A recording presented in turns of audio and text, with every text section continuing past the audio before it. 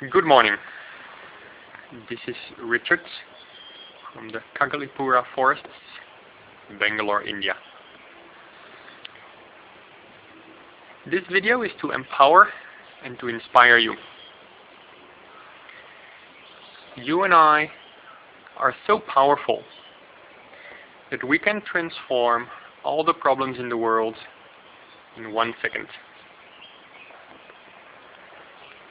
Do you believe that? Do you believe that in you there is a power so huge? Let me share with you how you can access this power. You have to learn to go beyond your ego, also known as identity, also known as the conditioned mind. You have to learn to go beyond your judgments. When I look at myself in this video,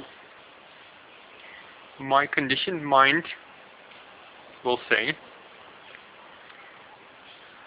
color is not good. Your face is a little bit too white. Maybe you should have worn a suit with a tie. The background is too dark. Your hair is not perfectly combed. So, guess what? If I listen to this, I will never do anything, as it will never be good enough. What is it with us human beings? Everything has to be so perfect. Look at the world of advertisement. I mean, who are we fooling? Who are we fooling? Inside my commitment to empower and inspire you, let me go over the last 12 years of my life and share my learnings with you. The year 2000, I decided to give my life to see if I can play a role in creating a world which works for everyone. My conditioned mind, my ego, my identity, did not like this. It said, who do you think you are? You're not Gandhi. You're not Nelson Mandela. You cannot do this. You are not good enough.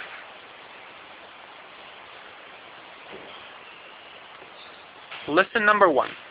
If you identify with your thoughts and listen to the negative ones, then you are listening to your ego. It will continuously disempower you. You are not the I in your thoughts.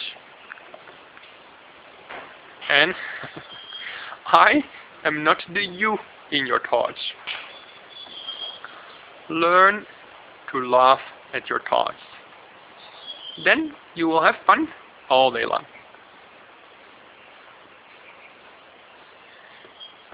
The year 2001. I ignored the noise. I took the road less traveled. The collective ego, which are all the little egos together in this world, did not like my plans. Why? Because he only wants separation. I wanted unity and oneness. Sorry. Some leaves were falling off the tree.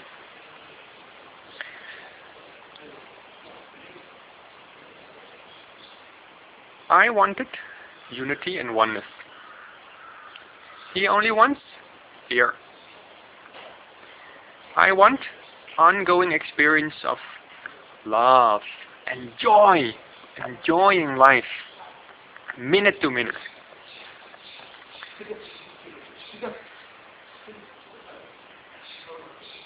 Therefore, in 2001, I decided to get rid of my house, my car, most other materials and leave my country. Why? Because the ego identifies with countries. It's living in the comfort zone of the material world. So, start learning to enjoy the paradoxes of life. By losing it all, I gained it all. Lesson number 2. If you identify with all your material and you are attached to it, then guess what? You are not in control, your ego is.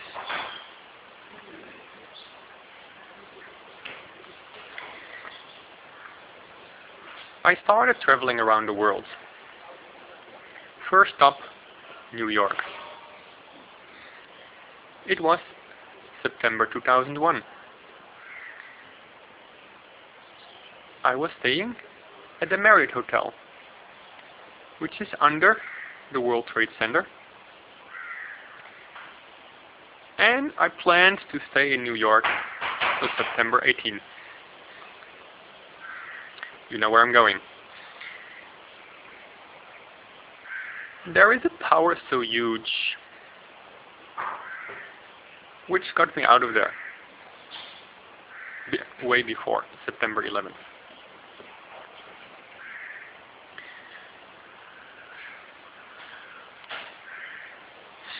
Lesson number 3. There is an intelligence out there which is guiding us. Excuse me. One fly landing on my nose. There is an intelligence out there which is guiding us. It comes through your intuition. The question is, who is listening? Who can hear beyond the record of your ego?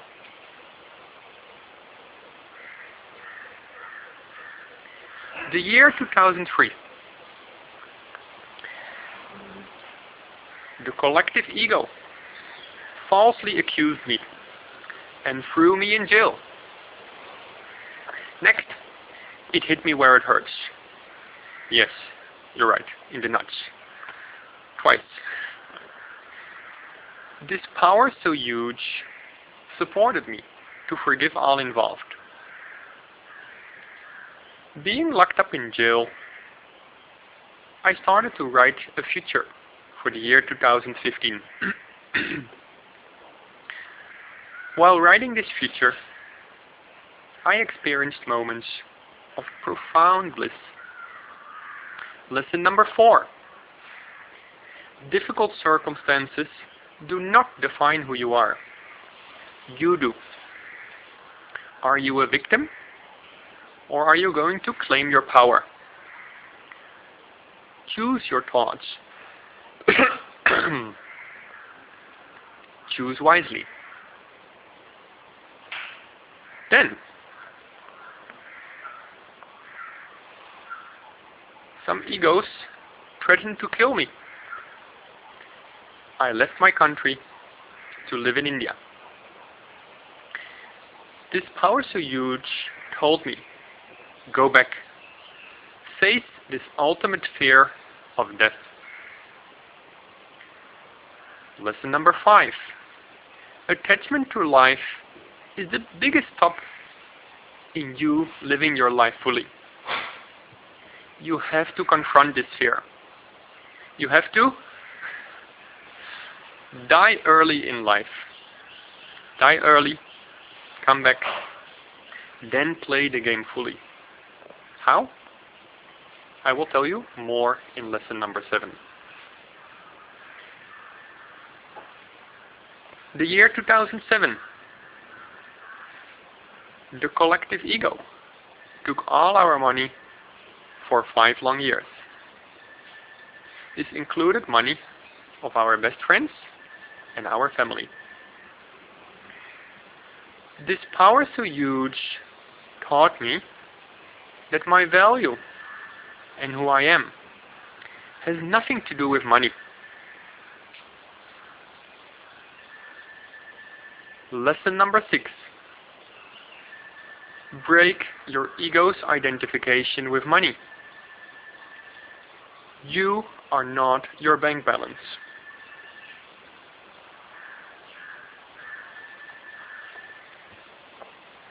The year 2012. The collective ego was slowly losing its grip on me. In a final desperate attempt, he made me sick, and he put thoughts in my head.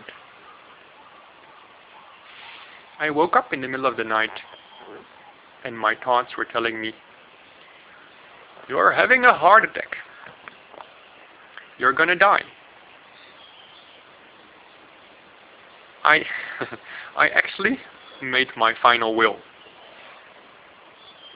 I also put it online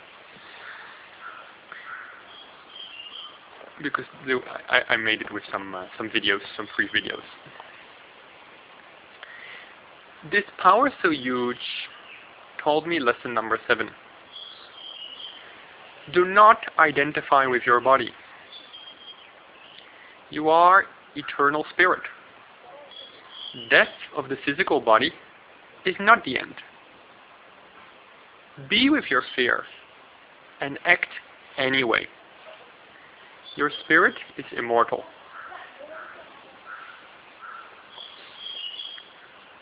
For 5 years now, this power so huge had whispered to me, "Surrender to me. Come to nature. Give up the control of the ego. Come to me and I will heal you." But no, what did I do? I stayed in the city, and after this horrible night, I went to the hospital. Here, the doctor's aide supported me in an interesting way. He said, "I will take some blood for tests. Are you okay with needles?" I said, "Yes, that's no problem," as he hit me in a nerve in my hand. I was furious, and this anger finally unleashed this power so huge. I booked a taxi for the next Monday. I lined up 4 places in nature, and that very same Monday I found my place in nature. The next week I was living there. What my ego, my conditioned mind, had been sabotaging and postponing for 5 long years was resolved within 2 weeks.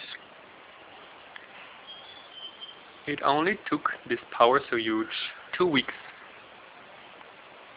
Lesson number 8. Transform your anger into willpower. Stop waiting.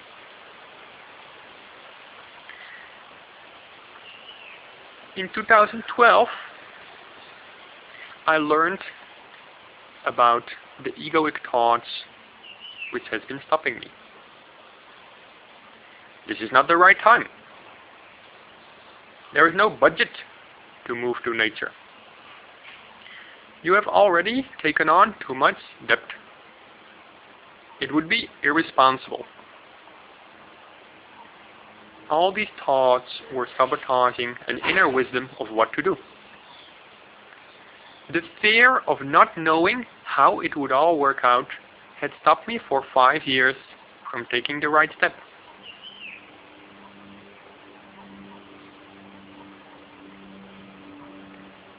I finally surrendered. And though I've not grown up at all with religion, I fell on my knees, it's the last thing we do, right? For a quick prayer. I said, "Okay, God, if you want me, you take me, but take me now because I'm done with it. Otherwise, you know what I'm up to. You know what I'm working on. If it fits your divine plan, then please solve my problems, and solve them quickly." So next, God made some phone calls. It took him 30 minutes.